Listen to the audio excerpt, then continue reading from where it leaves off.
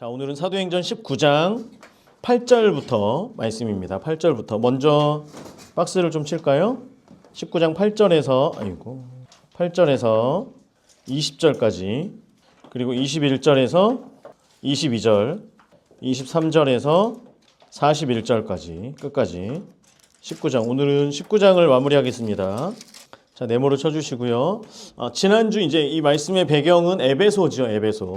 에베소 3차 전도 여행을 시작하고 2차 전도 여행의 마지막에 안디옥으로 돌아가는 길에 에베소에 들렸다가 성령께서 인도하시면 다시 와서 회당에서 말씀을 전하겠노라 라고 이야기를 하고, 그리고 나서 19장에 이제 에베소로 와서 에베소에 있는 12형제들에게 성령의 기름 부으심, 성령의 임파테이션을 통하여서 성령의 전의를 일으키죠. 그리고 나서 이제 8절부터 오늘 말씀이 시작되는데요. 먼저 8절에서 20절까지의 내용은 뭐냐면, 복음이 어떻게 이 땅 가운데 역사가 되어지며 복음이 우리 가운데 임할 때에 어떻게 사람들의 삶이 변화되어지는가, 사회가 어떻게 바뀌어가는가에 대한 말씀이고요. 그리고 이제 뒷부분에 있는 말씀은 성령께서 특별히 사도 바울이 하는 모든 일들 속에 성령께서 계속 개입하시면서, 우리가 성경에 있는 말씀들을 보면 여호수아가 하나님의 말씀에 순종하였을 때 하나님께서는 책임져 주시잖아요. 그러니까 우리가 성령의 말씀에 순종하면서 나아갈 때, 특별히 하나님의 구속사의 그 부르심에 순종하면서 걸어갈 때에 하나님께서 우리 가운데 어떤 일들을 행하시는지에 대해서 우리가 말씀을 함께 보도록 하겠습니다. 그래서 먼저 8절 말씀, 바울이 어디죠? 회당에 들어가, 회당에 파란색, 회당에 들어가 석 달 동안, 노란색 석 달 동안 담대히, 빨간색, 하나님 나라에 관하여 강론하며 권면하되, 거기까지 빨간색으로 해주세요. 그래서 에베소에서는 사람들이 요청했던 것처럼 회당에 들어가서 석 달 동안 이야기를 합니다. 그 에베소 지역에서 이제 바울이 점점 복음을 전하는 이제 그 시간이 길어질수록, 선교의 사역들이 계속되면서 이런 어떤 일들을 계속하다 보면 우리가 노하우가 쌓이듯이 바울이 선교 사역을 계속하다 보니까 지금 3차의 시기, 그리고 시간적으로는 10년이 지금 지난 상황이에요. 13장에 보면 바나바와 사울을 보내는, 그때가 AD 몇 년이라고 써 있어요? 13장에 보면 45년이라고 써 있고요. 이제 에베소에 왔을 때, 고린도 이제 이쪽에 왔을 때가 어디 써 있는데 53년 이제 이렇게 어디 써 있는데 제가 지금 바로 못 찾겠는데요. 그래서 10년 정도의 시간이 지났습니다. 53년에서 에베소에서 지금 3년의 기간을 있고, 만 2년, 그러니까 3년, 횟수로는 3년의 기간이 있게 됩니다. 그러니까 한 11년 정도의 시간이 지난 거죠. 이렇게 시간이 지나고 1차, 2차, 3차에 걸쳐서 가면서 고린도 지역에서, 그리고 지금은 아시아에 있는 아시아의 서쪽, 소아시아 지역에 있는 이 에베소 지역을 거점 기지로 삼아서 여기서 말씀을 전하게 되고요. 그래서 특별히 이제 8절에서 보면 석 달 동안 담대히 하나님의 나라에 관하여 강론하고 권면을 하게 됩니다. 그래서 하나님의 나라에 대해서 강론하며 권면했대요. 처음에는 하나님 나라의 복음에 대해서 계속 이야기를 하죠. 지금은 이제 그곳에서 이미 제자들 된 사람들, 이미 성도가 된 사람들을 향하여서 계속해서 이야기를 하는 거예요. 뭐에 대해서? 하나님 나라에 대해서 이야기를 합니다. 그러면 하나님의 나라는 무엇인가에 대해서 사도 바울이 이야기했겠죠. 지금 에베소 도시는요, 우리가 에베소서에도 배웠던 것처럼 이곳은 음란의 도시입니다. 우상의 도시, 아테미 신전이 있는 우상의 도시, 그리고 마술, 주술의 도시예요. 사탄이 통치하던 그 나라가 하나님의 통치하는 나라로 바뀌어질 때, 하나님의 나라가 임할 때에 그때 어떤 일들이 일어나느냐. 하나님의 나라가 임하게 되면, 복음이 우리 가운데 들려지게 되면 우리가 죄사함의 은혜를 입게 되고요. 죄사함의 은혜를 입은 사람들은 거기서 끝나는 것이 아니라 그 죄사함의 증거가 나타나는 거예요. 그게 어떻게 나타나냐면 성령의 열매로. 그렇죠? 계속해서 반복해서 말씀드리는 거예요. 성령의 열매를 통하여 우리의 성품이 바뀌고요. 우리의 삶이 달라집니다. 그리고 성령의 열매를 통하여 인격적인 변화와 함께 우리 가운데 성령의 은사가 또한 풀어지는 거예요. 그래서 우리의 삶 가운데 여러 가지 각양 은사들이 나타나게 되어지는 거죠.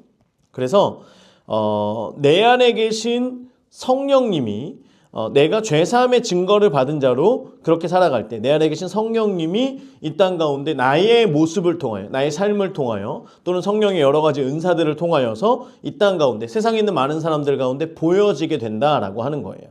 그래서 내 안에 계신 성령님께서 계속 우리에게 말씀하시고 나의 왕이 되어주시고 나의 삶을 통치하여 주시는 그 삶이 우리의 삶 가운데 펼쳐지게 된다라고 하는 거죠.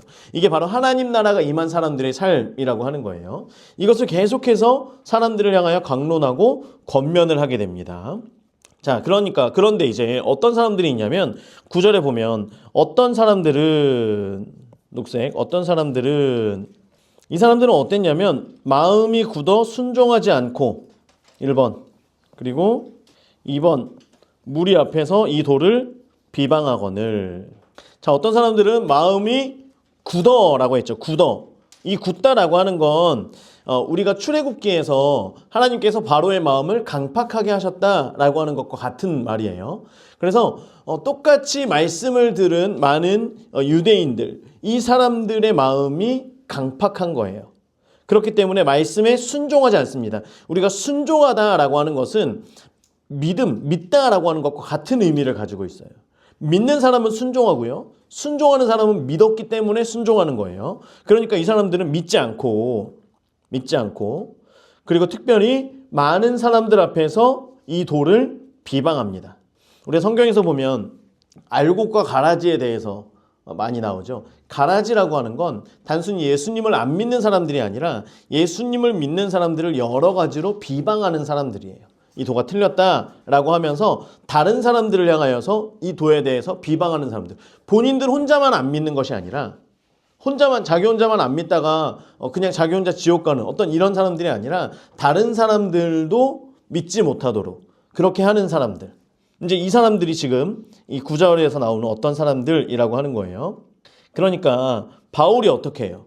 바울이 있는데 이 사람들이 마음이 강팍해서 대놓고 주변에 있는 사람들에게 바울이 이야기하고 있으면 옆에서 저거 아니야, 저거 잘못된 거야 라고 하면서 많은 유대인들이 비방을 하고 있어요. 그런데 바울은 거기에서 싸우지 않습니다. 싸우지 않고요.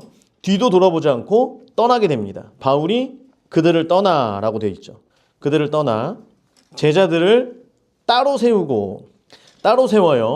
제자들을 따로 데리고 가는 거예요. 이미 믿은 사람들, 이미 제자를 만든 사람들이 있는 거죠. 그 사람들을 따로 세워서 두란노 서원, 많이 들어봤죠? 두란노 서원. 자, 두란노라고 하는 건 사람의 이름이에요. 여러분 성경책의 왼쪽에 보면 두란노 서원이라고 거기에 이제 자세한 설명이 있죠. 에베소의 철학 강연 장소. 그래서 트란누스, 그래서 두란노 서원, 두란노라고 하는 사람의 어떤 학교, 강의실, 강의학교 이런 곳이에요. 강연장 이런 곳입니다. 그래서 두란노 서원을 빌려서 날마다 거기에서 강론하는 거예요.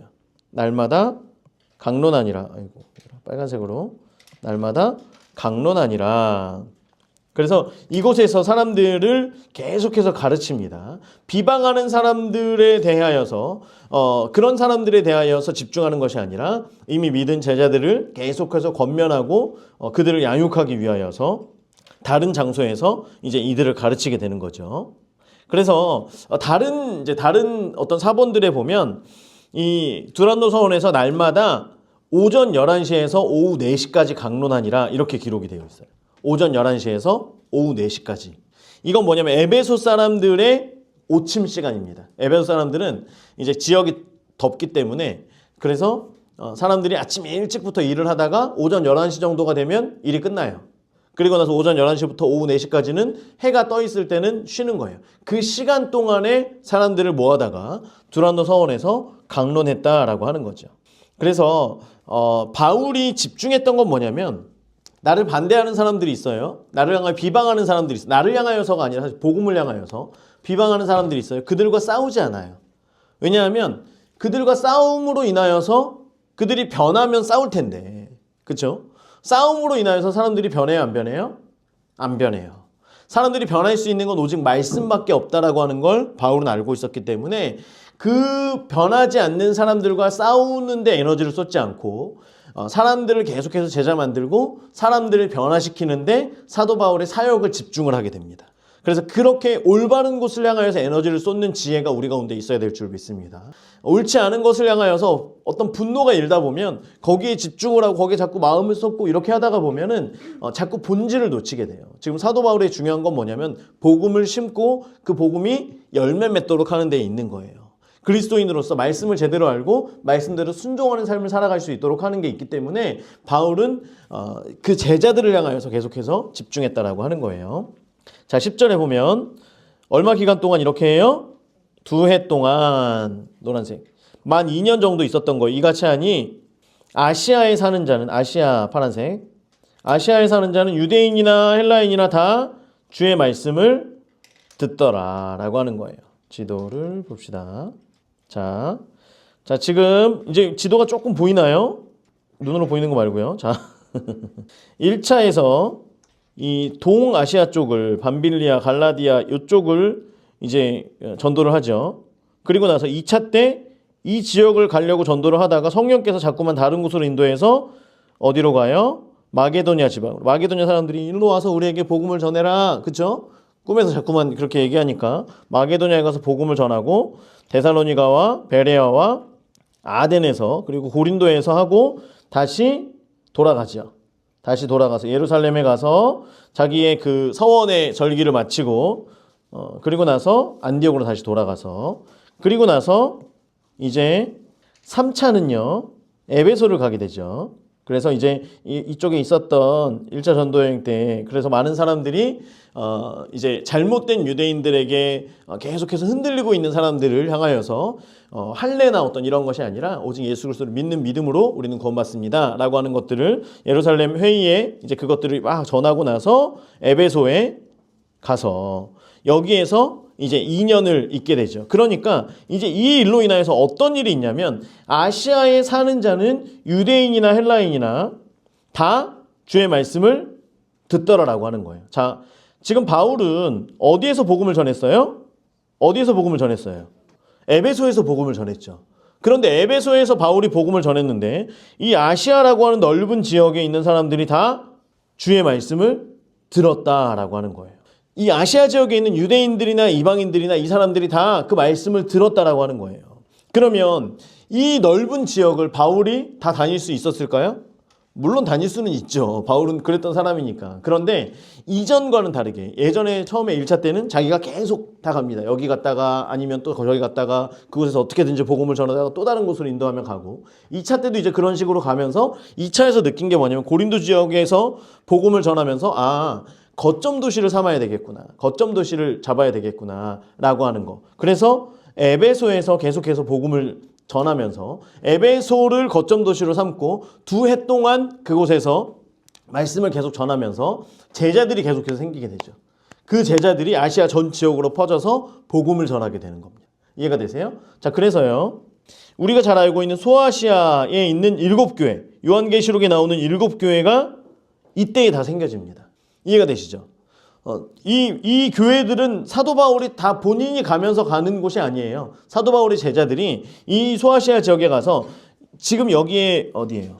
10절에 말하고 있는 유대인이나 헬라인이나 아시아에 사는 자들은 그러니까 서부 아시아예요. 서아시아. 자, 아시아 지역이 이쪽이 아니라 서아시아 지역에 있는 많은 사람들이 다 주의 말씀을 듣게 됩니다. 그래서 에베소 교회를 사도적인 센터를 삼는 거예요. 에베소 교회에서 가르치고 거기에서 제자들을 사도적인 그 직임으로 다 파송을 시키는 거예요. 그럼 가서 전도하고 교회를 세우고 또 그 사람들이 말씀을 가르치다가 또 오는 거예요. 사도에게는 그 모든 게 다 있잖아요. 그렇죠? 그래서 가서 또 성령의 임파테이션을 하고 그러다가 또 이 사람들이 가르치다가 오면 또 그 사람들을 계속해서 훈련시키고 사도 바울은 그리고 그동안 또 훈련받은 사람들이 또 있잖아요. 이 사람들이 또 가서 각 지역마다 가서 복음을 전하고 교회를 세우고 귀신을 쫓아내고 아픈 자들의 병을 고치고 성령이 받도록 성령의 임파테이션을 하고 이제 그리고서 말씀을 가르치다가 또 오고 이제 이런 일들을 에베소 지역에서 거점 기지로 삼아서 하게 됩니다. 이해가 되시죠? 이해되시죠? 네. 자, 그래서 11절 하나님이 어디예요? 바울의 손으로 놀라운 능력을 행하게 하시. 거기서 끝난 게 아니라 하나님께서 놀라운 능력을 행하게 하세요. 놀라운 능력이라고 하는 건 말 그대로 희한한 일, 상상할 수 없는 일이에요.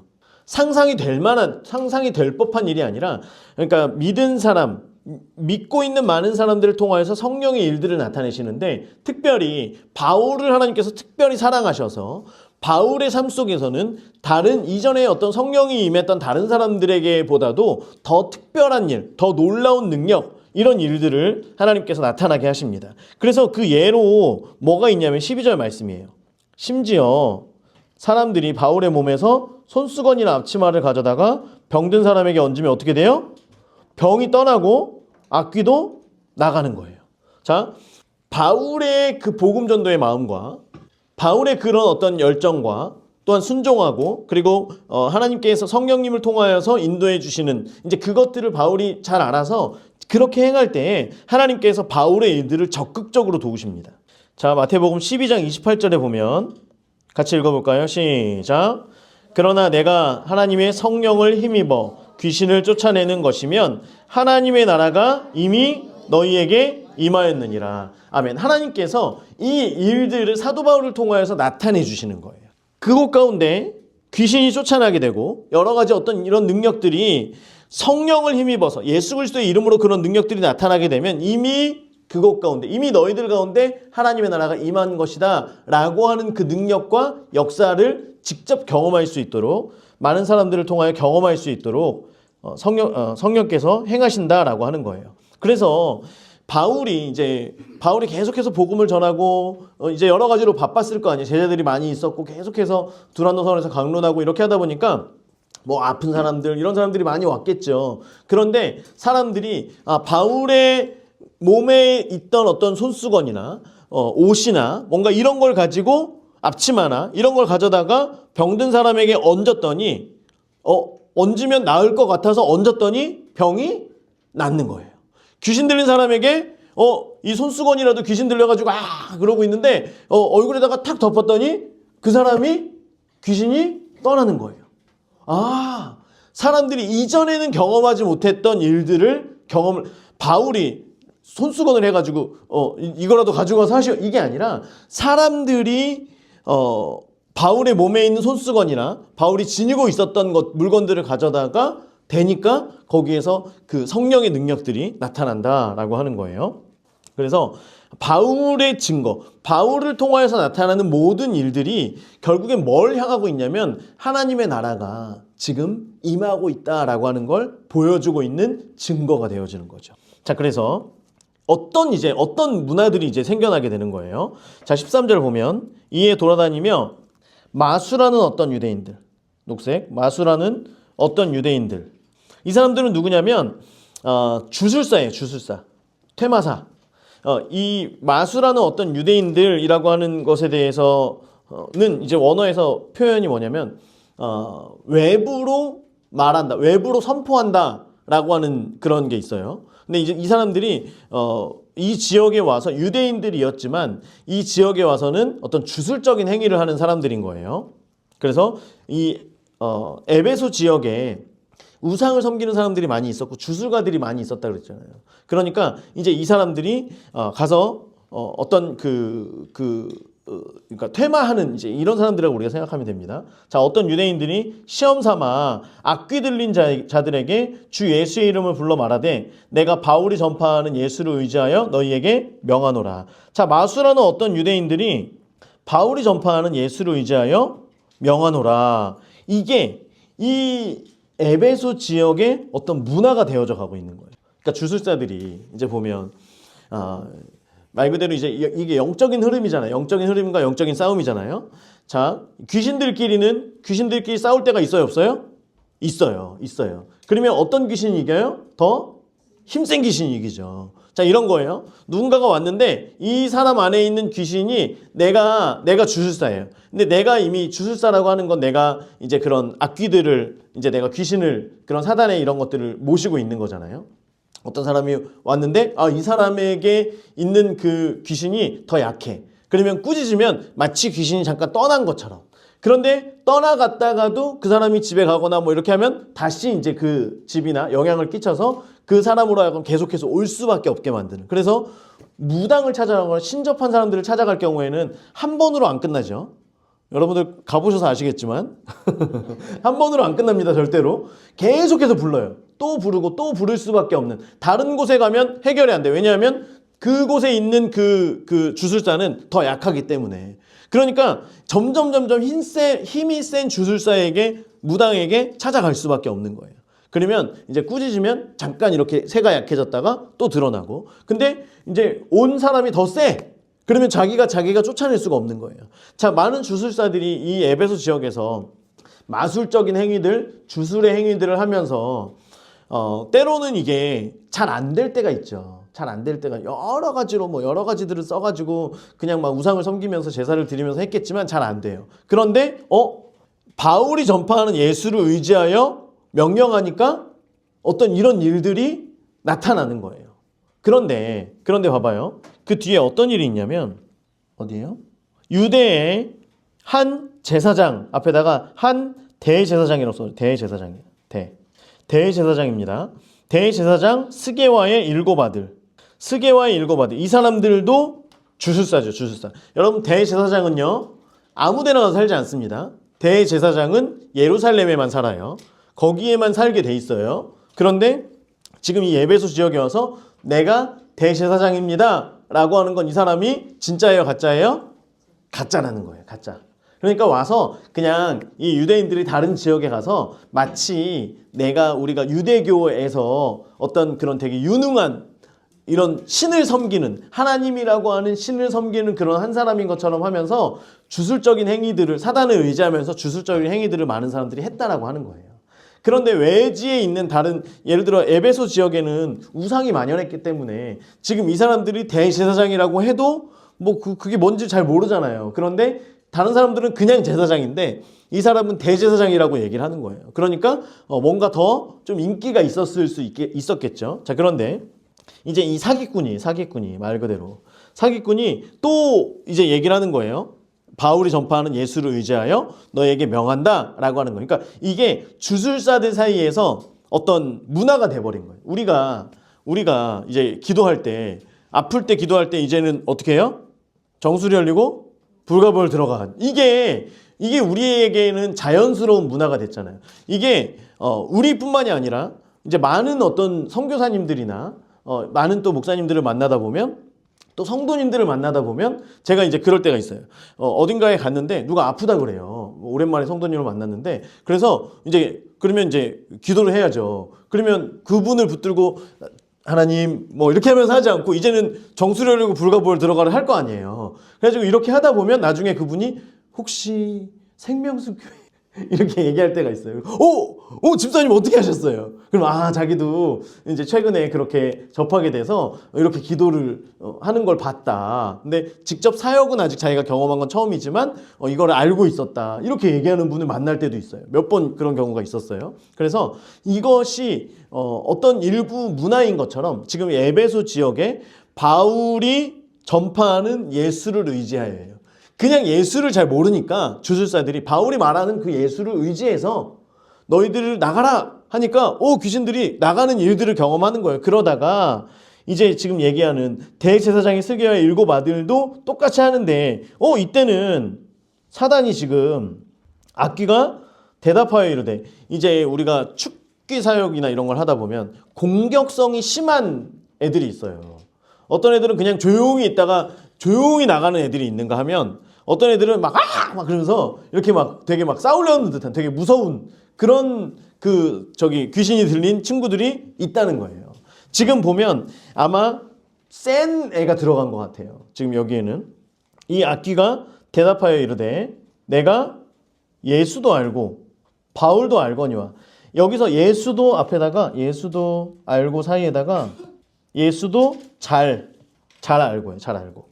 그러니까 귀신들은 이제 여기에서도 이제 야다라고 하는 표현이 쓰여지는데요. 귀신들이 예수님을 믿는 건 아니에요. 그런데 예수님에 대해서 잘 알아요.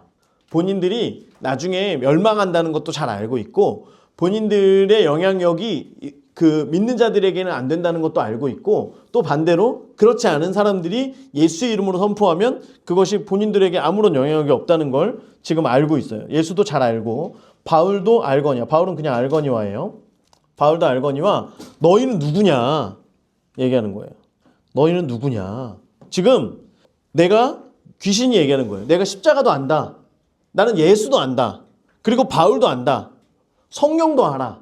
그런데 너는 네 안에는 십자가도 없고 네 안에는 예수 그리스도도 없고 성령도 없는데 그러면 너는 예수의 자녀, 하나님의 자녀가 아니라 나랑 같은 편인데 지금 네가 뭔데 지금 나한테 명령을 하냐 이렇게 얘기를 하는 거예요. 이해가 되시죠? 자, 악귀 들린 사람이 그들에게 뛰어올라 눌러 이기니. 여기서 누르다라고 하는 건 지배하다라고 하는 거예요. 지배하다. 아까 말씀드렸죠. 영과 영이 이제 귀신과 귀신이 만난 거예요. 그런데 쫓아내려고 이제 스게와의 그 일곱 아들들이 얘기를 했는데 스게와의 일곱 아들들이 믿고 있고 섬기고 있는 이제 그런 어떤 귀신보다 지금 이 사람에게 있는 귀신이 훨씬 셌던 거예요. 그러니까 그들에게 뛰어올라서 눌러 이기는 거예요. 완전히 영적으로 눌러서 그리고 사람들이 볼 때에도 육적으로도 눌러서 지배하는 거예요. 그러니까 그들이 상하여 벗은 몸으로 집에서 도망하는지라. 완전히 옷을 막 찢었겠죠. 아! 하면서 옷을 다 찢어가지고 오! 하면서 무서워서 이제 도망을 간 거예요. 그래서 이 일을 통하여서 하나님께서 무엇을 말씀하시냐, 성령님께서 무엇을 말씀하시냐면 하나님이 진짜 신이라고 하는 것들을 증거하고 있는 거예요. 그리고 귀신이 지금 에베소 지역에 우상을 섬기고 주술이 만연했다 그랬잖아요. 귀신이라는 존재가 호락호락한 존재가 아니구나. 아니 바울이 계속해서 바울만 가면 바울의 손수건만 갖다 대도 귀신이 나갔는데 그러니까 마치 이게 당연한 것처럼 사람들 사이 문화처럼 이게 그래서 바울이 손수건이야? 그러면 사람들이 가서 병이 낫고 이런 일들도 있었고 심지어 믿지 않는 주술자들조차도 바울이 이야기하는 예수를 의지해서 이제 이런 식으로 얘기를 했지만 이 일들을 통해서 귀신은 결코 호락호락한 존재가 아니다. 그리고 진짜 믿는 사람들에게 일하시는 성령의 역사하심이구나. 하나님 나라가 그곳 가운데 임할 때에 나타나는 일이지 그냥 믿지 않는 사람들이 한다라고 해서 그런 어떤 일들이 나타나진 않는구나 라고 하는 것들을 알게 하는 거예요. 그래서 바울이 계속해서 하나님 나라에 대해서 강론하면서 하나님의 나라가 우리 가운데 펼쳐질 때 성령의 역사하심과 우리의 삶이 변하고 어떤 이런 많은 것들을 성령께서 바울이 선포한 것에 대해서 성령께서 그대로 행하시면서 보여주셔서 믿은 사람들로 하여금 또는 믿지 않는 사람들로 하여금 이 바울의 말이 진짜였구나. 바울이 말한 그 복음과 하나님 나라가 임한다라고 하는 게 사실이었구나 라고 하는 걸 사람들이 알 수 있도록 성령께서 증거해 주셨다라고 하는 거예요. 자, 그래서 17절 에베소에 사는 유대인과 헬라인들 이 사람들은 이제 아까 주술하던 그 유대인들 그리고 그 에베소 지역에 있었던 헬라인들을 얘기하는 거예요. 다 이 일을 알고 이 얘기를 들은 거예요. 야야야, 그 예수 이름 잘못 얘기하면은 큰일 난다, 큰일 나. 그 대제사장 거기에 아들들이 아주 그냥 옷이 다 발가벗겨져가지고 도망갔다더라. 그러니까 이거를 잘못하면 안 된다. 이제 이게 소문이 난 거예요. 두려워하여. 그러면서 사람들이 어떤 일을 하기 시작하냐면 이제는 그 전에는 그냥 이름만 사용했어. 내가 이름만 필요했어. 나에게는 예수의 이름으로 돈 벌면 되는 거였어요. 바울이 얘기하는 그 예수 이름으로 되네? 하면서 뭔가 돈을 버는 게 목적이었고 내가 여기서 더 높아지는 게 목적이었다면 이제는 그게 아니구나라고 하는 걸 깨닫고 예수의 이름을 높이고라고 하는 건 찬양하다라고 하는 거예요. 다른 번역에서는 찬양하더라. 주 예수의 이름을 찬양하더라라고 하는 거예요. 그래서 사람들이 이제는 주술사들이 예수의 이름을 찬양하기 시작합니다. 그 귀신 들린 자가 행했던 이 일들을 보면서 귀신의 그 세력이 어떻게 지금 일하는지를 보면서 본인들이 두려움 가운데 깨닫고 하나님을 찬양하는 그런 일들이 생기게 되는 거예요. 그러면서 18절에 믿은 사람들이 많이 와서 이 믿은 사람들이 다음에 사이에다가 끊임없이 적어주세요. 끊임없이 믿은 사람들이 끊임없이 많이 와서 자복하여 행한 일을 알리며 여기서 믿은 사람들은 아까 주술사들을 얘기하는 거잖아요. 유대인들 중에 주술사 그리고 헬라인들 중에 주술사들 이런 사람들이 그러니까 에베소 지역에는 그냥 그런 사람들이 너무 많았던 거예요. 너무 많았던 거예요. 그러니까 이 사람들이 끊임없이 많이 와서 사람들이 바울이 이제는 무언가를 전하지 않고 바울은 지금 계속해서 제자들을 계속 양육하고 그들을 가르치고 그러니까 사도적으로 여기서 계속 또 파송하고 그래서 소아시아 전체 지역을 이제 복음화하는 데에 그 사회를 완전히 바꿔가는 데에 바울의 큰 목적이 있었어요. 지금은 이제는 개개인에게 가서 복음을 전하거나 이런 일들은 이제는 바울이 그것을 지난 상태인 거죠. 그런데 이제 이런 많은 일들이 일어나다 보니까 사람들이 스스로 막 찾아오기를 시작하는 거예요. 이런 일들을 경험을 하면서 스스로 와서 자복하여 행한 일을 알렸다라고 하는 건 나도 주술사였습니다. 내가 잘못 살았습니다. 내가 아데미 여신을 섬기는 사람이었습니다. 라고 하면서 자신들의 잘못된 일들, 자신들이 하지 말아야 될 것들, 이런 것들을 와서 회개하는 이제 이런 일들을 하게 된 거죠. 그리고 회개라고 하는 건 말로만 회개하는 게 아니에요. 그들의 행동으로, 삶으로 나타나는 거. 진짜 회개했다라고 하면 돌이키는 그 역사가 일어나는 거죠. 자, 19절. 또 마술을 행하던 많은 사람이 그 책을 모아가지고 와서 모든 사람 앞에서 뭐 했대요? 불살랐대요. 그 책값을 계산한 즉, 은 5만, 밑에 그 뒤에다가 드라크마 써주세요. 5만 드라크마. 드라크마. 자, 드라크마는 헬라의 그 돈의 단위입니다. 드라크마. 데나리온 들어봤죠? 데나리온. 데나리온과 같은 뜻이에요. 데나리온은 로마의 그 표기고요. 드라크마는 헬라의 표기입니다. 하루 품삯이에요. 하루 품삯. 하루 품삯. 그런데 5만 드라크마. 5만 일을 일해야지.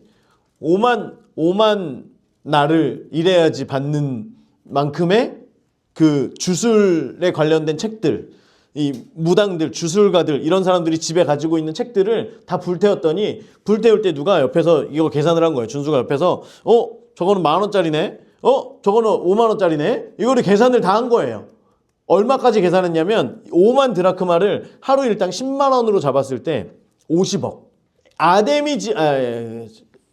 에베소 지역에 있는 주술과 관련된 책들을 그것도 다 한 게 아니라 돌아온 주술사들, 하나님 앞에 회개한 주술사들이 자기네들이 이제 회개하면서 내가 이제 예수를 믿겠습니다라고 하면서 자기가 집에 가지고 있던 책들을 가지고 온 거예요. 우리도 이제 한국 교회도 요즘에는 이제 많이 없지만은 많은 분들이 옛날에 이제 신주단지 모시고 있던 거나 어떤 우상을 섬기는 뭐 부적과 관련된 거 이런 것들을 본인들이 직접 어떻게 해결하기가 좀 어려워요. 왜냐하면 평생 동안 섬겨왔던 어떤 신이기 때문에 마음 가운데 불안함이 여전히 남아있어요. 혹시라도 그래서 이거를 누구한테 책임을 떠밀어요?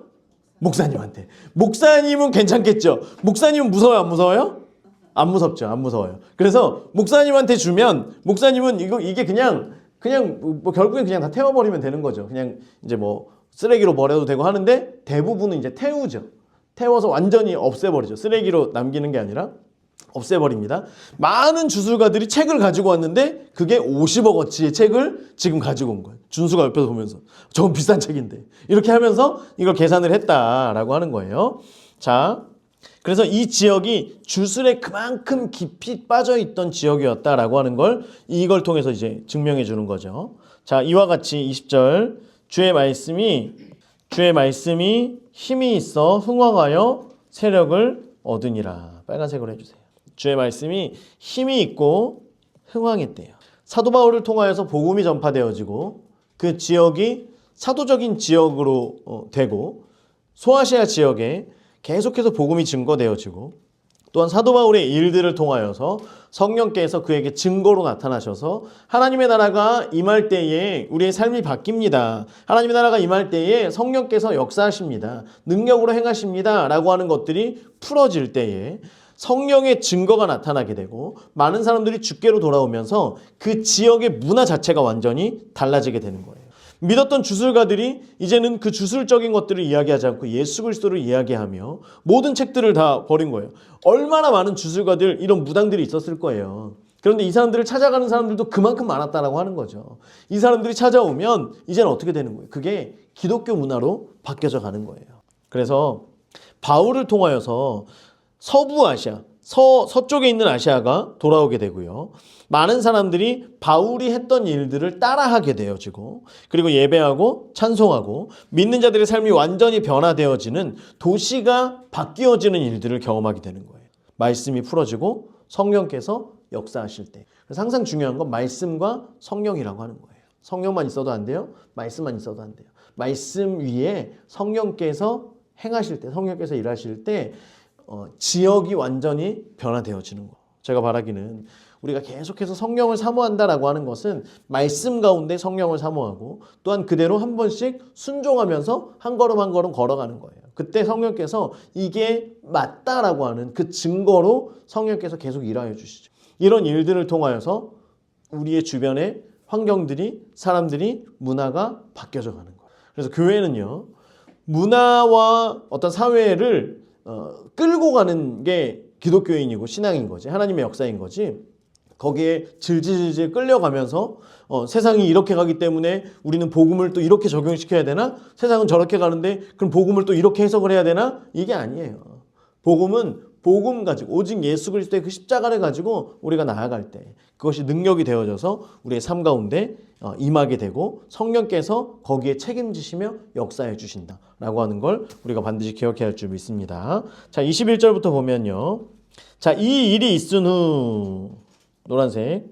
이 일은 에베소 지역의 부흥과 어떤 그런 삶에 많은 사람들이 사회적인 개혁, 변화가 있었을 때예요. 이 일이 있은 후에 바울이 마게도냐와 아가야를 거쳐 예루살렘에 가기로 작정하여 이르되 내가 거기 갔다가 후에 로마도 보아야 하리라. 이 로마도 앞에다가 반드시라고 적었어요. 반드시. 제가 이렇게 이 중간에 집어넣는 거는 다른 번역에 있기 때문에 빠져있는 부분들을 집어넣는 거예요. 그리고 이거 이렇게 써놔야지 이해가 더 정확합니다. 그래서 반드시 사도 바울은 로마 지역까지, 로마에서 스페인 지역으로 계속해서 이것들이 복음이 전파되어지는 것이 땅끝이라고 봤던 거예요. 그렇기 때문에 계속해서 그는 지역을 넓혀서 사도행전 1장 8절에 땅끝까지 이르는 데에 그는 열심히 그 꿈을 꾸었던 사람이에요. 그런데 여기 보면 예루살렘에 가기로 작정하여라고 있어요. 작정하여. 이 작정하여라고 하는 건 다른 번역에는 경영하여라고도 하는데요. 중요한 건 뭐냐면 이 의미가 성령 안에서 결정한다라고 하는 의미가 있어요. 그러니까 이 작정하여라고 하는 이 말은 그냥 작정하여라고 적혀있기 때문에 우리가 사도 바울이 자기가 마음을 먹었구나. 자기가 마음 먹기로 마게도냐와 아가야를 거쳐 예루살렘에 가기로 마음 먹고 나중에 반드시 로마도 가봐야지. 마치 우리가 무슨 어떤 여행의 일정 짜는 것처럼 자기가 작정했다라고 우리는 이걸 해석할 수 있지만 이 원어는 성령 안에서 결정했다는 거예요. 성령님께 묻고 성령님께서 말씀해 주셨기 때문에 내가 마게도냐와 아가야를 거쳐서 예루살렘에 가야 되겠구나. 그리고 후에 반드시 성령님께서 로마로 인도하시겠구나 라고 하는 걸 알고 있었다라고 하는 거예요. 그래서 사도행전은 선교의 주체가 사람이 아니라 성령이라는 거예요. 이걸 우리가 반드시 알아야 됩니다. 그래서 안디옥에서 선교가 시작됐고요. 그리고 에베소를 통하여서 선교의 문이 계속 열리죠. 선교의 꽃을 피우게 됩니다. 에베소 지역에서.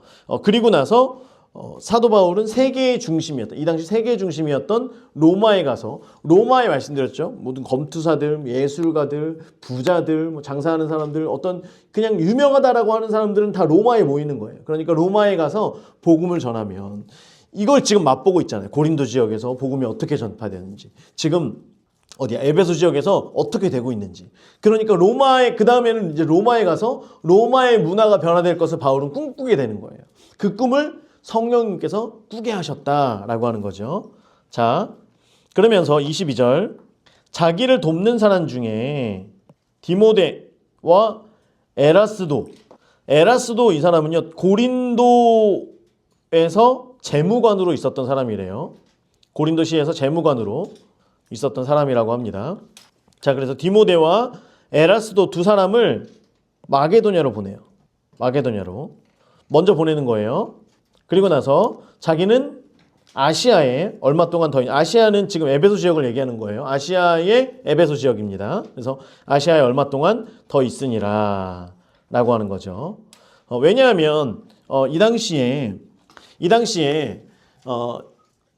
그 팔레스타인 지역에 극심한 가뭄이 있었죠. 기근이 있었어요. 전 지역에 걸쳐서 기근이 오랫동안 지속되고 있었고요. 그리고 이제 예루살렘 지역에는 이미 많은 성도들이 핍박으로 인하여서 거의 흩어지게 되죠.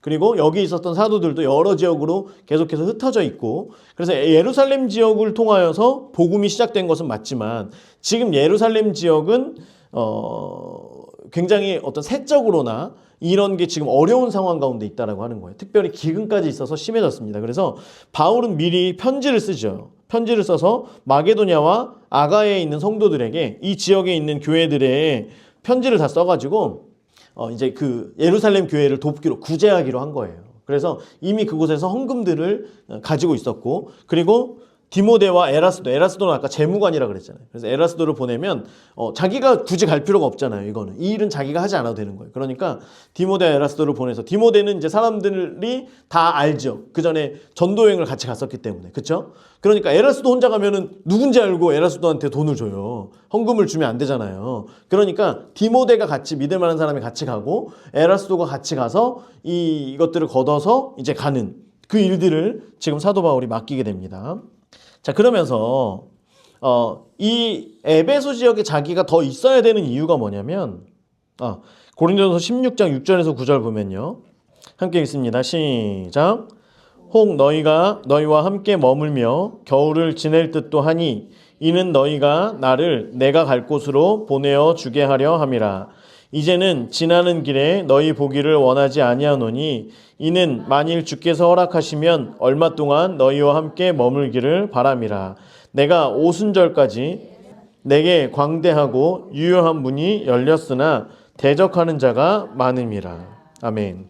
자, 이게 무슨 말이냐면 광대하고 유효한 문이 열렸다라고 하는 건 에베소에는 매년 열리는 축제가 있어요. 무슨 축제예요?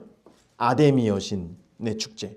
그죠? 우리 에베소 공부할 때 에베소 할 때 배웠었죠. 자, 아데미 여신의 축제가 있어요. 그래서 아데미 마치 유대인의 그 절기에 3대 절기에 유대인들이 전 세계에 있는 각지에서 다 모이는 것처럼 이 에베소 지역에 아데미 축제가 열리는 5월 한 달 내내 전 지역에 흩어져 있는 에베소 사람들뿐만 아니라 많은 사람들이 그 축제를 구경하고, 또 이제 이 축제 때는 음란과 어떤 이런 우상숭배와 그리고 술 취하는 일들, 이런 일들이 많이 있었기 때문에 여기를 많은 사람들이 찾아오는 거예요.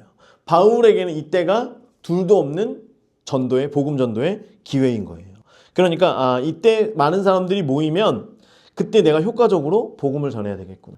이미 많은 제자들이 있었기 때문에 이때를 지금 기점 삼아서 사람들이 모이기를 기다리고 있었던 거예요. 그러니까 자기가 같이 가지 않고 디모데와 에라스도 두 사람을 먼저 보냅니다.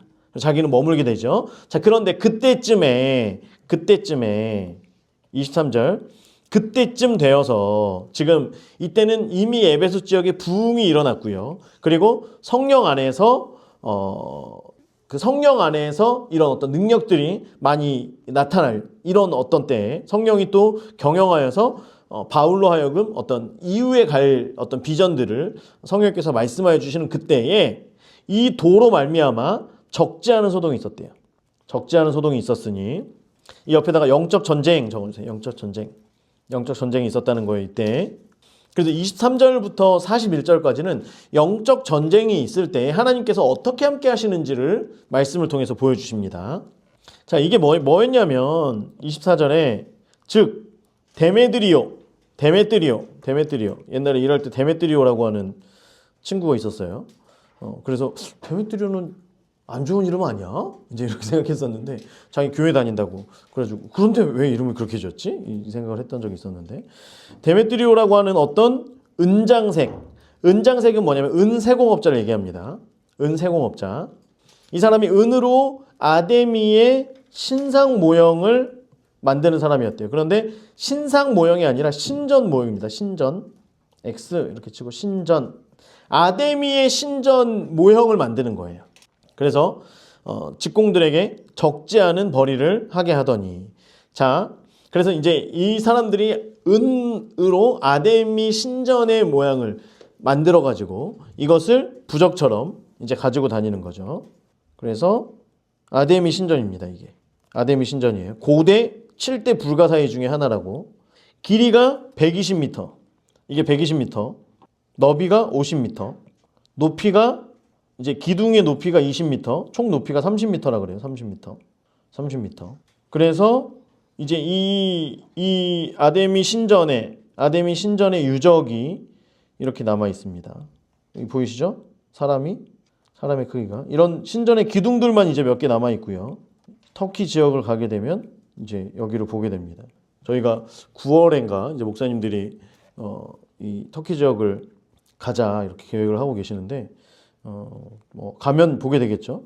갈지 안 갈지 아직 확실하지 않습니다만 어쨌든 이렇게 있대요. 이게 고대 7대 불가사이고 몇 번 불에 탔다가 또 허물어졌다가 다시 지었다가 이것을 몇 번을 반복하게 됩니다. 어쨌든 이게 아데미 신전이에요. 이런 신전의 모양을 만들어서 파는 사람이죠.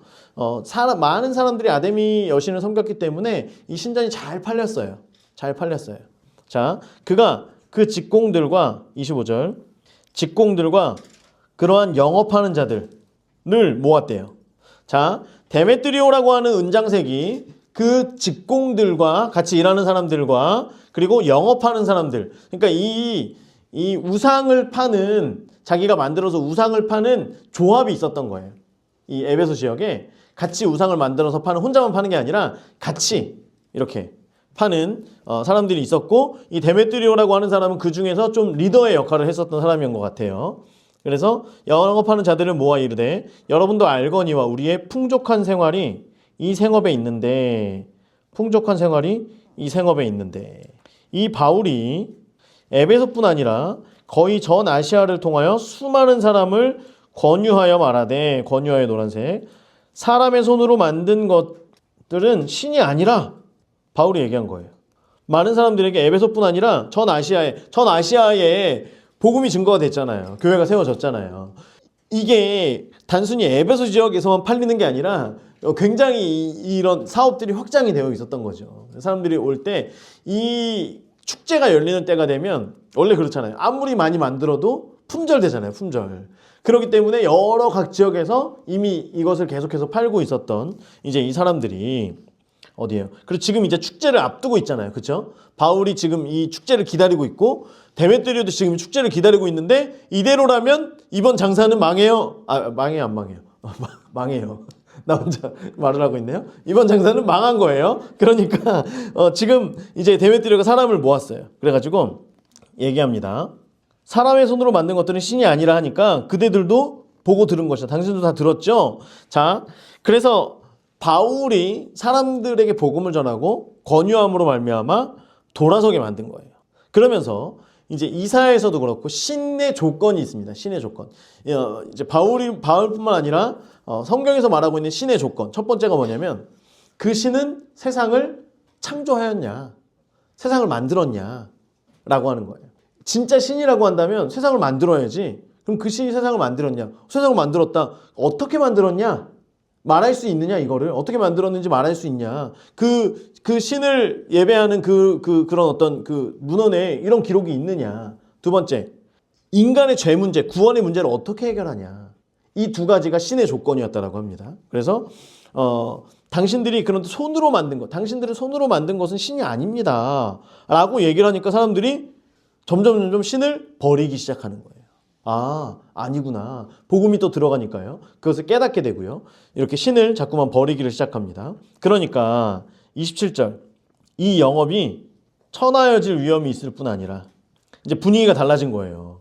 예전에는 데메트리오를 사람들이 보다가 혹시 뭐 하시는 분이세요? 저 그 아데미 신전 만드는 사람입니다. 아유 귀한 일 하시네요. 사람들이 이렇게 하다가요. 이제는 아데미 신전 만드는 사람이다. 그거 신 아니지 않냐?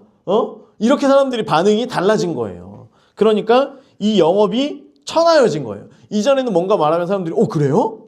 이렇게 하다가 이제는 분위기가 달라진 거죠. 달라진 거예요. 그리고 나서 큰 여신 아데미의 신전도 무시를 당하게 되는 거예요. 이제 그 신전도 무시를 당하니까 이 신전을 만들었던 그 신전 모양, 은으로 만들었던 그 모양이 팔려요, 안 팔려요? 안 팔리는 거예요. 사람들로 하여금 그거 잘못된 거다. 그거 가짜다. 이렇게 사람들에게 무시를 당하는 거예요. 그리고 나서 온 아시아와 천하가 위하는 그의 위엄도 떨어질까 하노라. 천하가 위하는 이건 로마예요. 로마. 온 아시아와 이 지역과 로마가 위하는 그러니까 지금 로마의 통치 가운데 있기 때문에 이제 이것이 로마에게도 반하는 일이다. 사도 바울이 하는 것은 로마에게도 지금 반역하는 일이다. 이제 이런 식으로 사람들이 선동하기 시작하는 거예요. 그러니까 이제 사람들이 모여가지고 이 얘기를 듣다 보니까 28절 그들이 이 말을 듣고 분노가 가득하여 다 맞다는 거예요. 얘기를 듣다 보니까 맞네. 맞아. 사람들이 어쩐지 우리를 요즘에 자꾸 무시하더라. 그리고 나서 안 팔리더라. 그리고 이제 그 위험이 떨어지면 우리는 이제 망한다. 우리가 지금 이걸 가지고 잘 먹고 살고 있었는데 지금 이 사람들에게는 가장 쾌락의 도시에서 이 사람들에게 가장 중요한 건 돈이잖아요. 돈을 벌기 위해 이 아시아의 수도에 에베소에 모여서 거기에서 가장 어떻게 보면 진짜 돈 많이 버는 그런 일이었는데 지금 문제가 생겼잖아요. 그러니까 분노가 가득하여 그리고 나서 여기 사이에다가 외쳐 이르되 앞에다가 밖으로 나가 모인 곳에서 밖으로 나가서 외쳤겠죠. 밖으로 나가 외쳐 이르되 크다 에베소 사람의 아데미여 라고 하는 거예요. 사람들이 크다 에베소 사람의 아데미여 아테미 신이여 이렇게 얘기를 하니까 많은 사람들이 거기에 몰려들기를 시작합니다. 이제 군중 심리를 이용해서 폭동을 일으키는 거예요. 폭동을. 29절 온 시내가 요란하여 바울과 같이 다니는 마게도냐 사람 가이오와 아리스다고를 붙들어요. 바울은 못 찾은 거예요. 바울을 죽이려고 지금 나갔는데 바울은 못 찾습니다. 그래서 에베소 6장 12절 같이 읽습니다. 시작. 우리의 씨름은 혈과 육을 상대하는 것이 아니요 통치자들과 권세들과 이 어둠의 세상 주관자들과 하늘에 있는 악의 영들을 상대함이라. 아멘. 여러분 이게 영적인 싸움뿐만 아니라요. 우리의 삶 가운데 실질적으로 있는 그러한 전쟁이고 그러한 싸움이에요. 지금 이 일들이 벌어진 거예요. 그래서 바울을 붙들려고 합니다. 자, 하나님의 나라가 에베소 가운데 하나님의 나라가 세워지기를 시작해요. 그러면 하나님의 나라가 세워지면 사단은 가만히 있을 수 있어요? 없어요? 없죠. 사단도 가만히 있지 않습니다. 여러분 하나님의 나라 하나님의 뜻이 우리 삶 가운데 세워지려고 할 때에 사단은 결코 가만히 있지 않는다는 거예요. 그래서 사단의 어떤 괴롭힘과 방해들이 있을 때 우리는 또 알 수 있어요. 하나님의 나라가 세워지고 있구나.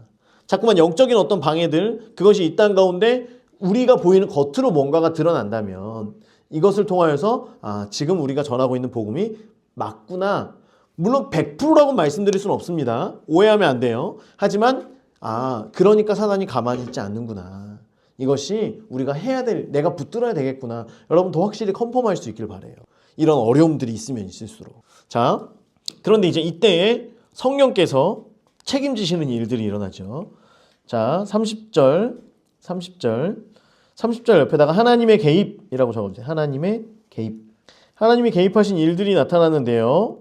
첫 번째가 뭐냐면 바울이 백성 가운데로 들어가고자 하나 제자들이 말려요.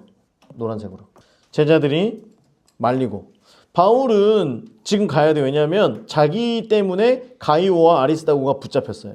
그래서 자기가 그 백성들 지금 한참 흥분해 있는 그 군중들 가운데로 들어가려고 저 사람들이 찾는 건 나다 라고 하면서 자기가 가려고 합니다. 계속해서 현재 분사에 계속해서 가려고 하는 거예요. 그런데 제자들이 말립니다. 말리고 또 말리고 또 말려요.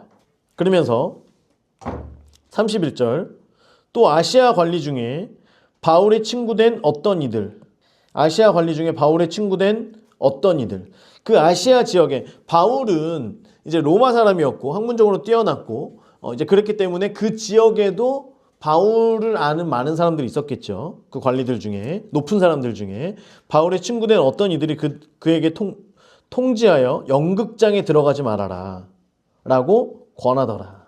이것도 미알레예요. 계속해서 얘기하는 거예요. 당신 가면 죽는다. 당신 가면 절대 안 된다 라고 얘기하는 거예요. 자, 그래서 하나님께서 계속해서 바울에게 동역자들을 보내서 바울을 말립니다. 바울이 못 가도록. 왜 말리느냐. 여러분 보세요. 바울의 부르심은 이방인들의 사도예요. 복음 전하는 자로. 그렇기 때문에 많은 사람들이 말릴 때 이제 이 사람들이 바울의 지금 역할이 뭔지 알았겠죠. 바울은 천하만민이 복받는 대로 돌아오게 하는데 지금 이 시대에 전 세계 중에 지금 이 시대 가운데 가장 쓰임받고 있는 사람이에요. 이것을 모든 사람들이 알았고요. 그로 인하여서 에베소 지역이 지금 어떻게 변화되어져 가고 있는지, 에베소 지역에 어떤 하나님의 나라가 펼쳐지고 있는지를 모든 사람들이 다 알았던 거예요. 그런데 지금 바울이 지금 죽어버리면, 지금 여기에서 군중대사에 가면 분명히 죽을 텐데, 여기에서 바울의 생을 마감하게 되면 로마까지 이르겠다라고 하는 하나님의 그 약속, 땅끝까지 이르겠다라고 하는 그 복음이 이루어질 수 있어요, 없어요? 없죠. 그 약속이 이루어질 수가 없기 때문에 계속해서 사람들이 바울을 말리고 성령님께서도 계속해서 바울을 향하여서 가지 못하도록, 군중에게 가지 못하도록 개입하신다라고 하는 거예요. 자, 그래서 바울에게는 많은 동역자들이 있었고요. 또 다른 도우심은 32절 두 번째입니다. 두 번째. 두 번째는 어떤 일이냐면 사람들이 외쳐 어떤 이는 이런 말을 또 어떤 이는 저런 말을 하니 모인 무리가 분란하여 태반이나 어찌하여 모았는지 알지 못하더라. 여러분 이 연극장이요. 2만 4천 명에서 2만 5천 명 정도가 들어가는 연극장이라고 해요. 2만 5천 명이 들어가요. 그러면 그 연극장이 말이 연극장이지 그 콜로세움처럼 이렇게 2만 명이 들어간다는 건 거의 축구장 저기 들어가는 것처럼 사람들이 지금 들어가 있는 거예요. 거기에는 야 제가 바울이다 그러면 그 사람이 바울인지 아닌지 몰라도 무조건 죽는 거예요. 이해가 되시죠? 지금 사람들이 막 선동해서 에베소의 아데미 여신이야 하면서 지금 막 흥분해 있는. 그런데 대부분의 사람들이 왜 왔는지를 모르는 거예요. 너 여기 왜 온 거야? 몰라. 누가 가길래 따라왔는데 너는 왜 온 거야? 아니 누굴 잡아야 된다 그러던데 왜 무슨 일 때문에 왔는지도 사람들이 아무도 모르는 거예요. 그냥 뭔가에 선동당해서 온 거예요. 여러분 우리가 옛날에 저희가 그 아내하고도 농담처럼 계속 얘기하는 게 있는데 옛날에 광우병 한참 미친소 하면서 막 사람들이 막 여기다가 꽃 달고 나가서 촛불 이거 하고 막 했을 때 저희가 그때 대학생 이제 막 그때거든요. 대학생 거의 대학생 졸업하고 이럴 때 촛불 집회를 하고 하는데 사람들이 그게 진짜 미국에 있는 그 소고기를 먹으면 광우병에 걸리는지 안 걸리는지에 대한 것도 잘 몰라요. 근데 저희가 이제 그때쯤 미국에 갔는데 소고기가 너무 맛있어요.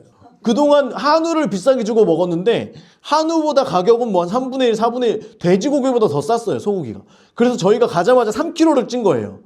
결혼하고 갔는데 가자마자 정말 3kg가 쪄서 옷이 맞는 게 하나도 없을 정도로. 왜냐하면 매일 소고기를 다른 건 비싸요. 다른 거는 비싼데 다른 거 어디 식당 가면 너무 비싸요. 그런데 소고기를 한 2팩 사가지고 오잖아요. 너무 맛있어요. 너무 맛있어. 그러면서 그때 얘기했던 게 뭐냐면 이 맛있는 걸 한국에서 도대체 왜 들어오지 말라고 하는 거야. 그리고 미국의 특징 중에 하나는 먹는 거 가지고 장난을 쳤다. 만약에 먹는 걸 가지고 그 중국에서는 뭐 마블링 만든다고 막 거기다가 뭐 막 집어넣고 막 이런 거 많이 있잖아요. 음식에다가. 만약에 미국에 있는 어떤 기업이 음식에 장난을 쳤다. 그러면 미국에서는요. 이 기업이 평생 일어설 수 없을 만큼 벌금을 때립니다. 뭐 수천억씩. 아예 그 회사가 망하고도 정신 못 차릴 만큼의 벌금을 때려요. 그런 회사는 다시는 못 일어나게. 왜냐하면 건드리지 말아야 될 것. 먹는 것. 이거는 절대 건드리면 안 되는 영역이에요. 그러니까 거기에 대해서 만약에 누군가가 건드렸다. 이걸 가지고 먹는 거 가지고 장난쳤다. 그러면 네가 장난친 만큼 너는 그거에 대해서 이 각오가 돼 있어야 돼. 이게 미국의 그 법입니다. 그렇기 때문에 만약에 소가 문제가 있어요. 그럼 얘를 문제 있는 소를 도축해 가지고 수출을 보낸다. 이거는 아무리 미국이 우리나라를 안 좋아하는 상황이라고 하더라도 절대 있을 수 없는. 그래서 아니 한국에 저는 그때의 미국산 소고기를 먹은 사람들이 승자라고 생각합니다. 가장 맛있는 소고기를 먹었던 사람들이 그때였을 거라고 생각해요. 그런데 그때뿐만이 아니라 그 이후에도 뭐 세월호 때도 그렇고 여러 가지가 있잖아요. 그런데 이제 사람들이 선동을 해서 뭔가를 가서 하다가 보면 그 사람들에게 왜 나오셨냐 물어보면 사람들이 이유에 대해서 잘 알고 있는 사람들이 거의 없어요. 그러니까 지금도 이제 뭐 계엄하면서 많은 사람들이 얘기를 하잖아요. 그런데 사람들에게 물어보면 이것에 대한 어떤 그 명확한 이유에 대해서 몰라요.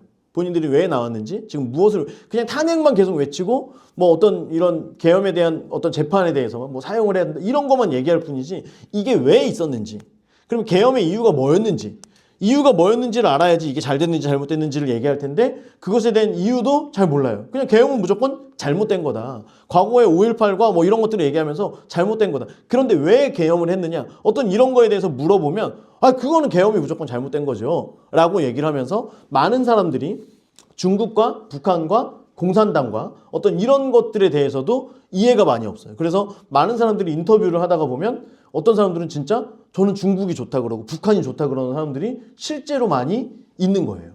그런데 이 사람들이 뭘 알아서 얘기하는 게 아니에요. 그냥 그렇게 알아오고 그렇게 매스컴에서 얘기를 하고 하기 때문에 그것을 잘 모르는 거예요. 그런데 여러분 보세요.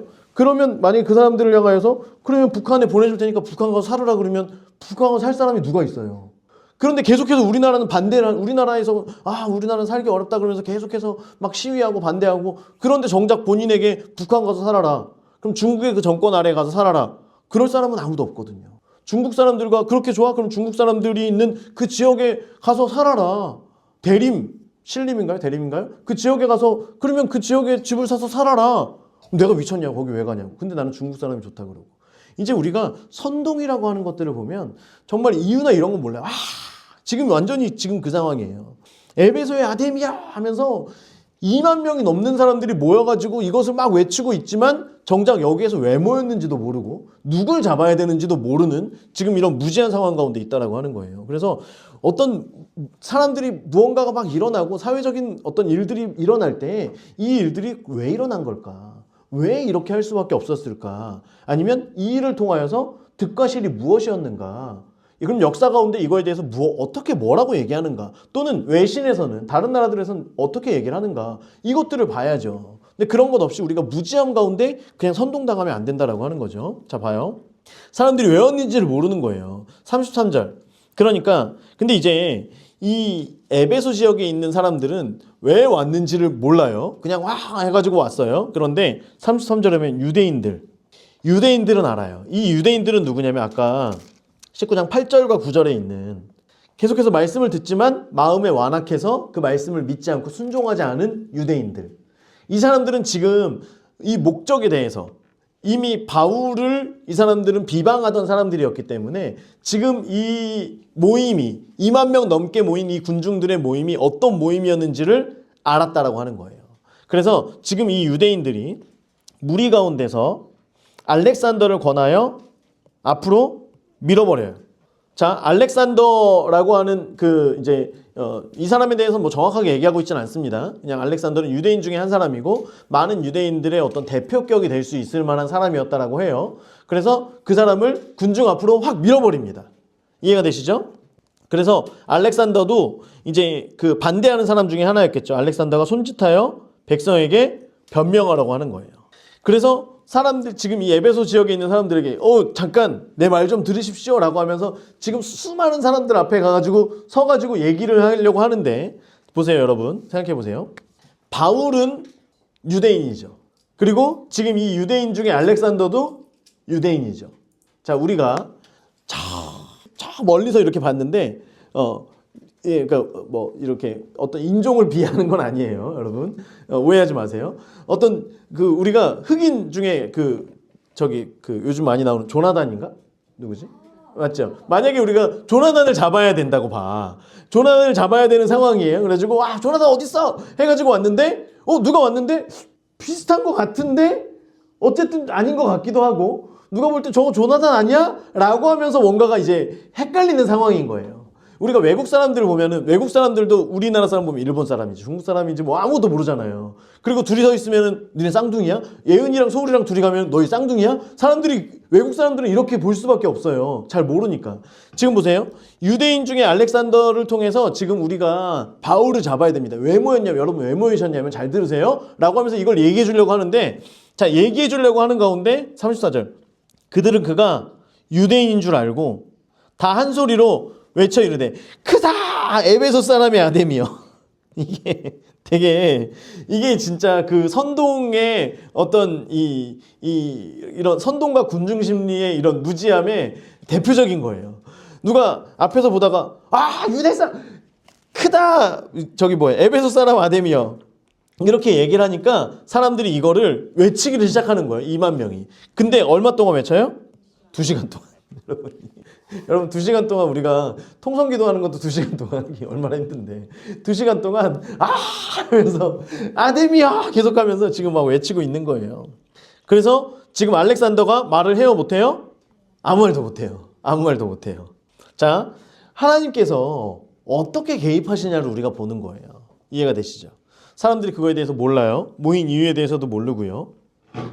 그리고 나서 첫 번째는 동역자들을 통해서 바울을 가지 않도록 막습니다. 두 번째는 사람들이 그게 어떻게 모였는지도 모르고 이걸 어떻게 모였는지 얘기해 줄 만한 사람이 있었는데도 그의 입을 막아버리십니다. 막게 하세요. 그리고 나서 세 번째 35절인데요. 서기장은 누구냐면 의회장이에요. 의회장. 에베소 지역에서 뽑힌 의회장. 에베소 지역에서 그 에베소 지역 사람들에 의해서 뽑힌 사람. 로마 사람은 아니에요. 에베소 지역의 사람들에 의해서 뽑힌, 마치 유대인들이라고 하면 대제사장의 역할인 것처럼 이해가 되시죠? 그래서 그 지역에서 뽑힌 서기장이 무리를 진정시키고 이러대. 에베소 사람들아, 이제 설명해 주는 거예요, 사람들에게. 이제 서기장이 나가니까 사람들이 진정을 했겠죠. 이제는 계속해서 2시간 동안 하다가 이제는 진정을 한 거예요.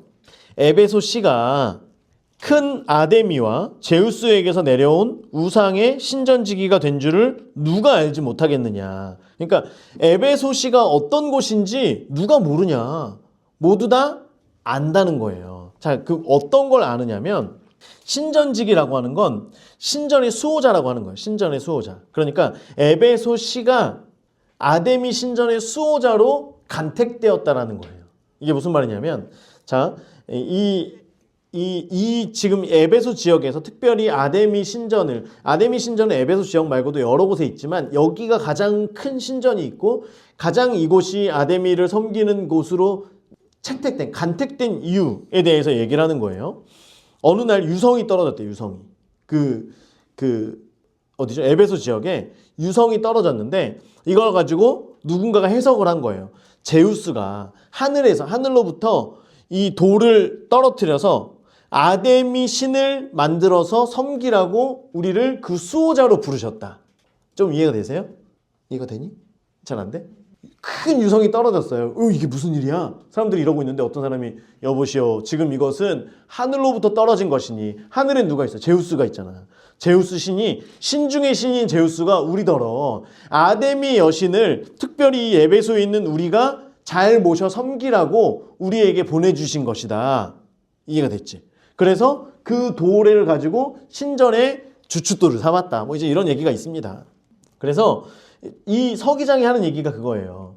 이 일을 에베소 모두가 안다. 우리가 아데미 신전의 수호자라는 거를, 그걸로 에베소 사람들이 채택됐다는 거를, 우리가 부르심 받았다는 걸, 그들의 부르심은 아데미 신전의 수호자가 되는 거예요. 아데미 신전을 제일 잘 섬기는 거예요. 그러니까 이걸 모두 다 안다. 그러니까 바울 그 사람이 말한 게 틀린 거다. 그 사람 한 사람이 말한 게 무슨 맞겠냐. 우리는 옛날부터 이거 다 이렇게 해가지고 우리가 다 이 도시가 그 수호자가 되는 걸 우리가 다 알고 있는데, 그러니까 하늘의 제우스가 우리에게 주신 그것을 잊지 말아라. 응? 우리 우상은 다른 신들이 섬기는 그 신이 아니라 그랬잖아요. 다른 신들이 섬기는 그런 신이 아니다. 우리는 하늘로부터 간택돼서 한 거다. 그러니까 우리는 제대로 하고 있는 거다 라고 서기장이 지금 얘기를 한 거예요. 그러니까 사람들아, 진정해라. 누가 알지 못하겠느냐. 진정해라. 이제 이 일이 그렇지 않다 할 수 없다. 맞다. 너희가 가만히 있어서 무엇이든지 경솔히하지 말아라. 경솔히 아니하여야 하리라. 뭔가 말이 자꾸만 좀 이상한데 경솔히 행하지 말아라. 이 얘기를 하는 거예요. 그러면서 자 37절 신전의 물건을 도둑질하지도 아니하였고, 이해가 되시죠? 바울이 신전의 물건을 도둑질한 것도 아니고 우리 여신을 비방한 것도 아니다. 이 사람들이 아니다. 그런데 왜 이 사람들을 붙잡아 왔냐? 명분이 있다 없다? 없다. 아무런 명분이 없다. 만일 데메드리오와 그와 함께 있는 직공들이 누구에게 고발할 것이 있으면 재판하는 날도 있지 않냐? 여기에서는 뭐라고 써 있냐면 아고라의 날이라고 써 있습니다. 원어에서는 아고라의 날. 아고라 광장. 그죠? 이 장이 열리는 날에 아고라 광장에서는 재판도 같이 열렸대요. 그래서 재판 날이라고 여기는 기록돼 있지만 그냥 이 사람들은 아고라의 날이 있잖아. 그러면 그날은 재판이 열리는 날이니까 그때 가서 이것에 대해서 상소를 하든지 말든지 이거를 그때 해라. 재판 날도 있고 총독들도 있지 않냐. 그러니까 피차 고소할 것이요. 만일 그 외에 무엇이든지 원하면 정식으로 민회에서 결정해라. 만약에 총독들이 이것을 받아들이지 않고 그래도 여러분들이 지금 이거를 어떻게 해결해야 된다고 생각을 하면 정식으로 민회는 뭐냐면 로마가 폭동을 일으키지 않도록 하기 위해서 그 지역에서 자체적으로 해결할 수 있도록 한 거예요. 유대인들은 유대인의 종교법을 따라서 뭔가를 행하려고 할 때 너희들이 알아서 하는 거지. 그거를 우리에게 말하지 말아라. 그렇게 얘기하잖아요. 이게 이제 법이에요. 그러니까 이걸 얘기한 거예요. 지금 만약에 우리가 총독에게 너희가 나중에 아고라의 날이 열리면 그때 총독에게 상소를 하든 이렇게 해가지고 해라. 지금은 하지 말아라. 왜냐하면 지금 폭동이 일어나면 로마의 통치하는 곳에 폭동이 일어나는 걸 로마는 원치 않죠. 로마 정부는. 그리고 폭동이 일어나면 제일 먼저 이 서기장이 책임을 져야 되죠. 그러니까 서기장이 사람들을 진정시키는 거예요. 지금 그렇지 않아. 우리 다 안다. 이거 신 진짜인 거 우리 다 알지 않냐. 그리고 이렇게 하지 말고 만약에 진짜 해야 되면 일단 지금 진정하고 재판의 날에 총독한테 얘기하든지 총독이 안 받아들이면 우리끼리도 또 할 수 있는 법이 있지 않냐. 그때 그렇게 하자. 근데 지금 이 사람들이 물건을 훔쳐간 것도 아니고 아데미 여신은 뭐 이렇게 한 것도 아니니까 이 사람들을 풀어주자. 지금 그 얘기하는 거예요. 오늘 아무 까닭도 없는 이 일에 우리가 소요 사건으로 책망받을 위험이 있고 여기서 우리는 누구? 데메트리오, 서기장, 그리고 여기 모인 많은 군중들이 이것으로 인하여서 우리가 로마에게 책망받을 수 있지 않겠냐. 그리고 우리는 이 불법 집회, 이거 불법 집회다. 이건 불법이다. 야, 이렇게 하면 큰일 난다. 이거 괜히 문제된다. 우리는 아데미 여신을 수호하는 사람들로서 이런 거 하면 안 된다. 지금 이렇게 서기장이 얘기를 한 거예요. 여러분 이해가 되시죠? 이게 하나님께서 하신 세 번째 일이에요. 자, 첫 번째는 동역자들을 통하여서 바울이 가지 않도록 막으십니다. 두 번째는 이 일을 사람들이 몰라요. 도대체 왜 일어났는지 일인지 몰라요. 세 번째는 서기장을 통하여서 사람들을 진정시키고 이 일을 잘 마무리할 수 있도록. 서기장은 믿는 사람이 아니었는데요. 그 사람을 통하여서 사람들을 군중들을 다시 흩어보냅니다. 더 이상 어려움을 당하지 않도록. 여러분 우리가 바울에게는 이런 특별한 은혜가 있었다라고 하는 거예요. 바울에게 왜 이런 은혜를 하나님께서 성령님을 통하여서 허락하셨나? 성령님께서 함께 하시는 성도의 삶, 성령님께서 함께 하실 때에 임마누엘 동행하는 자의 삶이 어떠한지를 우리에게 말씀하고 있는 거예요. 하나님께서 함께 하시겠다고 약속하셨는데 바울이 가는 그 모든 곳에 복음 전하는 그 모든 곳에 하나님께서 함께 하시겠다. 성령님께서 너와 함께 하겠다라고 말씀하신 그것이 지금 어떻게 이루어지는지를 성령님을 통하여 보여주시는 거고요. 그래서 바울의 삶, 복음 전도자의 삶을 하나님께서 책임져 주신다라고 하는 걸 우리가 말씀을 통해서 보게 되는 겁니다. 그래서 우리의 삶이 성령 안에서 경영되어질 수 있다. 바울이 성령님께 묻고 계속해서 그것들이 나중에는 심화가 되어서 성령 안에서 이런 묻는 일들, 성령께서 또 행하여 주시는 일들, 이런 것들을 통하여서 이 많은 일들을 볼 때 성령께서 이걸 막으셨구나. 성령께서 지금 이런 어려움을 당치 않게 우리를 보호하시는구나 라고 하는 걸 바울과 그 동역자들이 알았던 것처럼 우리의 삶 가운데 특별히 복음 전하며 하나님의 나라가 이 땅 가운데 풀어지기를 소망하면서 나아가는 저와 여러분의 삶 가운데 성령께서 함께 하셔서 때로는 성령님을 통하여서 성령께서 일하심을 통하여 우리의 삶으로 인하여서 세상 가운데 증인의 삶을 살게 하시고 때로는 또 능력으로 증인의 삶을 살게 하시고 하지만 능력이 먼저 중요한 건 아니에요. 우리가 아까 말씀을 따로 보지 않았었는데 자 보세요. 마가복음 16장 15절에서 20절을 보면 또 이르시되 너희는 온 천하에 다니며 만민에게 복음을 전파하라. 믿고 세례를 받는 사람은 구원을 얻을 것이요 믿지 않는 사람은 정죄를 받으리라. 복음을 전해야 되는 이유는 뭐냐면 사람들로 하여금 뭐예요? 구원을 얻게 하는 거예요.